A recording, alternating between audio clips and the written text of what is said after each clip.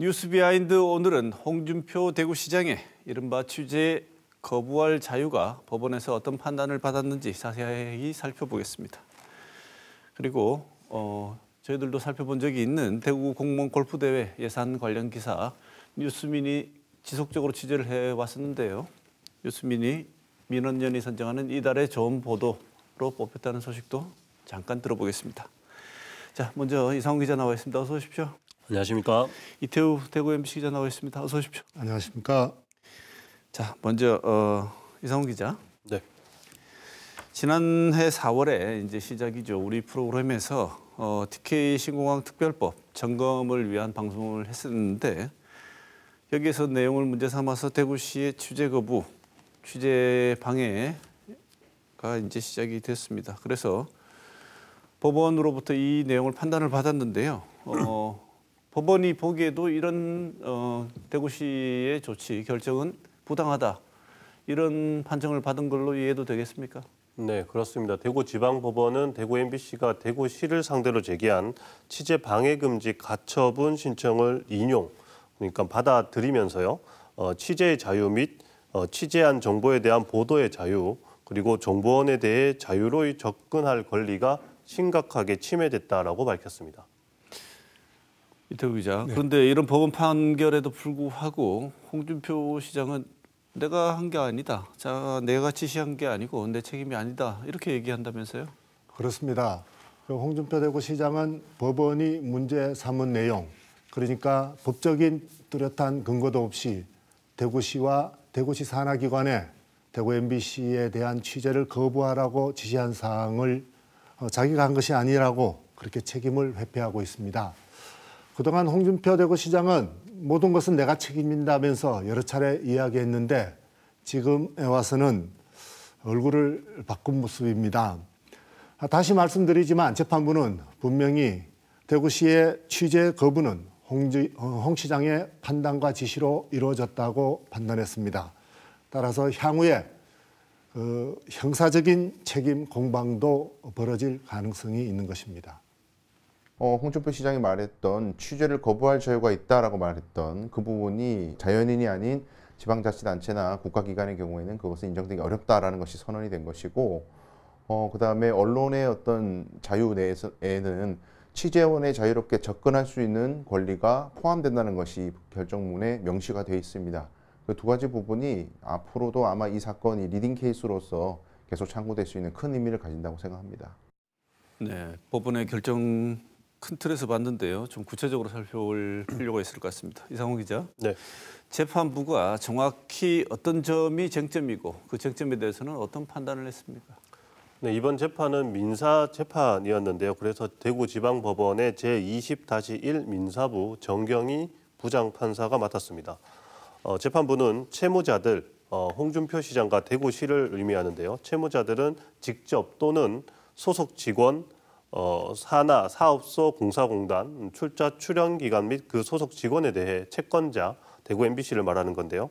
채권자의 전화 취재, 방문 취재, 인터뷰 요청 등 일체 취재를 거부하라고 지시하는 방법으로 기자, PD, 작가 등 방송 제작 스태프들이 취재 목적으로 동인청사, 상격청사, 산하 공기업, 출자, 출연기관 일체, 소방서 일체, 대구시 각 기관이 주관하는 회의장, 행사장 및 각종 시설에 출입하는 걸 방해하거나 취재하는 걸 방해해선 안 된다라고 구체적으로 대구 MBC의 손을 들어주는 판결을 내렸습니다. 그동안 대구시가 대구 MBC에 취해온 취재 방해 조치 일체를 금지하라고 한 판단인데 재판부는 소송 비용에 대해서도 대구시가 부담을 해야 한다라고 판단을 했습니다. 다만 대구시가 법원의 취재방해 금지 인용 결정을 위반할 경우에 대구시가 대구 MBC에 위반행위 1회당 1,000만 원을 지급하라고 한 요구에 대해서는 최근에 자율적으로 취재에 응하라고 지시하는 메일을 돌린 만큼 실효성이 없고 필요하면 추후에 하면 된다라는 취지에서 받아들이진 않았습니다. 네, 이태우 기자. 네. 이번 법원의 판단 내용에 보면은 아주 중요한 내용이 하나 있는데 헌법에 보장되어 있는 언론의 자유에 대해서도 이번 판결에서 살펴보고 판단한 내용이 있는 것 같군요. 네, 그렇습니다. 그 재판부는 그 헌법에 나와 있는 언론의 자유라는 것이 언론이 취재원에게 접근을 하고 또 접근해서 얻은 그 정보를 보도할 수 있는 권리까지 모두 망라한다고 그렇게 봤습니다. 그래서 홍준표 대구시장의 취재 거부 선언 이후에 대구시와 그 산하 기관들이 대구 MBC에 대한 취재에 대해서 일체 거부한 것과 심지어는 그 청사 출입조차 막은 것은 그들 기관들이 자유로운 판단에서 이루어진 것이 아니라 대구시장의 지시로 이루어진 것으로 판단했습니다. 그래서 대구 MBC의 그 취재 목적이나 방법, 취지 등 그럼에도 불구하고 대구 동인동 청사를 비롯한 대구시 산하기관 모든 곳에 대구 MBC의 출입을 금지한 것은 사실상 그 법적 근거가 없는 것이고 또 취재 상대방이 갖고 있는 자유로운 의사결정권을 과도하게 침해한 것이라고 그렇게 봤습니다. 네. 이상호 기자, 네. 주목해야 될 부분이 더 있는 것 같은데요. 이번에 이 그 가처분 관련 재판이 한창 진행 중인 와중이었죠. 지난 19일 날 대구시 지난달 19일 날 대구시 공보관실이 뜬금없이 메일을 하나 돌려요. 내부 메일을 돌리는데 이 내용이 취재 거부 결정을 내릴 때 할 때 취재 거부를 할 때도 그 결정을 개인이 알아서 하라 이런 내용이 담겨 있는 메일이었다면서요? 네, 대구 MBC에 대한 취재를 각 부서 및 기관이 자율적으로 판단하라는 취재 메일을 보냈는데요.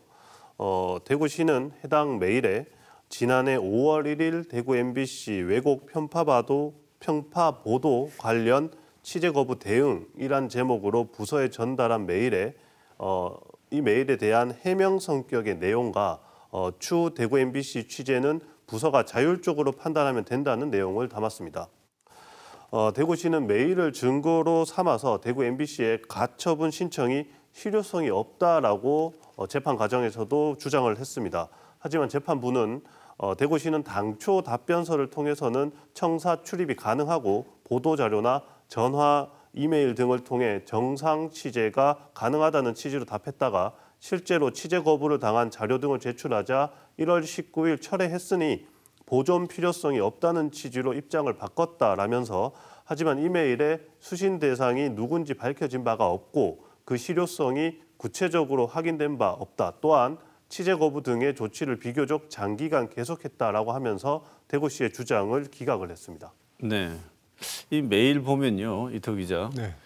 홍준표 시장이 취재 거부할 자유를 말하면서 말하던 때와는 분위기가 상당히 뉘앙스가 달라진 것 같은데요. 네, 그렇습니다. 그 대구 MBC는 그 법원의 심리 과정에서 실제로 취재 거부를 당했던 사례들을 조목조목 들어서 설명을 했습니다. 대표적인 경우가 이재명 더불어민주당 대표가 대구시를 방문했을 때 다른 모든 언론사들은 시청에 들어가서 취재를 했었지만 단 하나 대구 MBC만은 아예 출입이 허락되지 않았습니다. 또 재난 상황이 났을 때 소방본부에 대해서 취재하는 것도 거부당했고 심지어는 대구 달성공원에조차 대구 MBC 기자나 PD는 들어갈 수 없었습니다. 이 모든 것이 홍준표 대구시장의 부당한 지침으로 이 취재 기회가 박탈당하고 있다는 점이 심리 과정에서 부각이 되었는데 그래서 홍 시장의 관련성을 가능하면 차단하려고 이런 일들을 벌인 것 같습니다. 네. 이상훈 기자. 네. 이렇게 메일을 통해서 해보려고 했지만 홍준표 시장이 주도를 했다는 내용들은 너무나 많은 곳에 있지 않습니까? 네, 우선 취재 거부가 시작된 지난해 5월 1일 홍준표 시장의 페이스북을 한번 보면요. 홍 시장은 대구 MBC가 여러 차례 왜곡 편향 보도에도 참아왔지만 500만 대구 경북 시도민의 염원을 짓밟는 작태를 바로잡겠다며 취재 거부 뜻을 밝혔습니다. 같은 날 대구시 홈페이지에 공개된 보도자료에는 홍 시장이 간부회의에서 취재 거부 등 강력한 대응을 검토하라고 지시했다고도 소개되어 있습니다. 직원들에게 보낸 내부 메일에서도 대구 문화방송의 취재를 거부하라는 내용이 나오고요. 또 홍 시장이 홍 시장의 페이스북을 또 보면 취재 거부를 시작한 지 6개월이 지난 11월에도 취재 거부를 계속하겠다는 내용을 올려놨습니다. 재판부는 그래서 홍 시장의 지시나 명령이 없었다라는 대구시 주장은 받아들이기가 어렵다라고 판단을 했습니다. 네. 이번에 사법부의 판단이 있었는데요. 그 판단 속에는 홍 시장의 관련성이 인정되고 있습니다. 그런데 홍준표 시장 기자들 만나가지고 이태호 기자, 네. 뭐 이거 법원 판단 큰 의미 없다. 사실상 예전과 다를 바 없다. 이렇게 얘기했다지요? 그렇습니다. 그 법원 판단이 난 바로 그날 홍준표 대구시장은 시청 기자실을 찾았습니다. 그 대구 경북 신공항 추진 사항을 설명한 뒤에 이 문제에 대한 기자들의 질문이 나오기를 기다렸다가 바로 답변을 했는데요. 요약을 하자면 나하고는 관련이 없다 이런 겁니다. 자기는 모른 것이고 직원들이 알아서 그렇게 한 것인데 자기는 전혀 관련이 없다는 이야기를 다시 하면서 어쨌든 취재할 권리가 있으면 우리는 취재에 응하지 않을 권리가 있다면서 예전에 했던 그 태도를 그대로 유지했습니다. 그러면서도 책임을 다시 직원들에게 넘기는 실망스러운 발언을 했죠. 들어보시죠. 가처분 있지 않습니까? 그 내용 봤어요? 예. 그 의미 없는 겁니다. 응? 우리 그거 뭐 산하기관에 지시하지 말라는 건데 지시한 게 나는 했는지도 안 했는지 몰랐는데 그걸 그 지시했다고 그래?